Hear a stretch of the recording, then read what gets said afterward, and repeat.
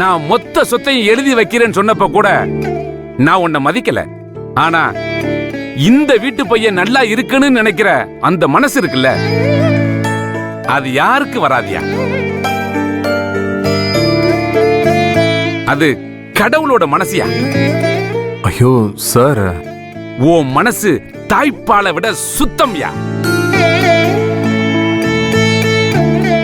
இப்படிப்பட்ட வீட்டுல பொண்ணு எடுக்கிறத விட சொத்து பத்து முக்கியம் நினைச்சா அவன் மனுஷனே கிடையாதியா.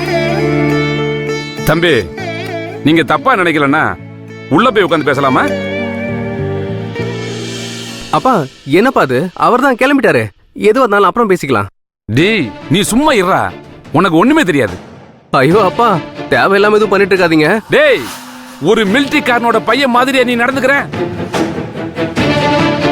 இப்ப நீ வாய மூடல, வீட்டை சுத்தி 103 ரவுண்டு ஓட சொல்லிடுவேன். தம்பி, நீங்க உள்ள வாங்க. வாங்க தம்பி, வாங்கங்கறல. சார் என்ன பண்றான்? வாங்க. மேகனா, சூடா ஒரு கப் காப்பி கொண்டு வா. இல்லங்க வேண்டாம். அட உட்காருங்க தம்பி, உட்காருங்க. தம்பி, இப்ப சொல்றேன், மனசார சொல்றேன், உங்க அக்கா தான் இந்த வீட்டோட மருமக.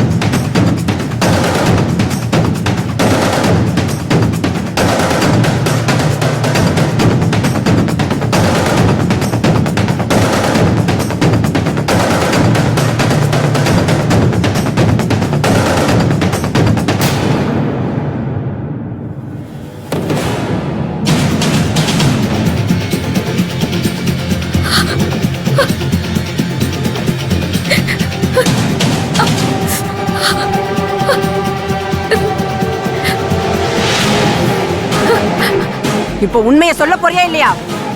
ஐயோ, சத்தியமா சொல்றேன் மேடம், எனக்கும் இதுக்கும் எந்த சம்பந்தமும் இல்ல. அப்ப கூட வந்தானே, அவனுக்கு இதுக்கு சம்பந்தம் இருக்கா? இல்ல இல்ல மேடம். இல்லன்னா இப்ப அவன் எங்க?